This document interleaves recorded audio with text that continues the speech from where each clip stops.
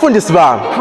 There is something called photosynthesis. What is that? It is a process plants use to make their food. Alright. So they convert light energy into chemical energy.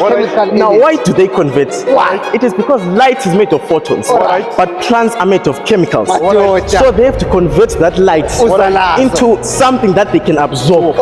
It's the same thing with God. God is holy. God is spirit. We are unholy. We are flesh. So God had to convert himself into a nature so that we can absorb him. Yeah. The concept of photosynthesis. Yeah. John chapter 8 verse 12. Yes. Christ will say to his disciples, I am the light of the world. The light of the world. Whoever follows me will never walk in darkness.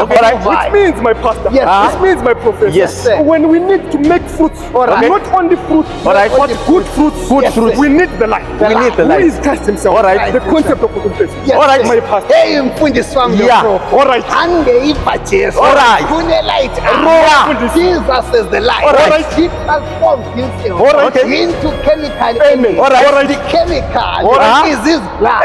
By his blood, we are healed. The blood will never lose the power of photosynthesis.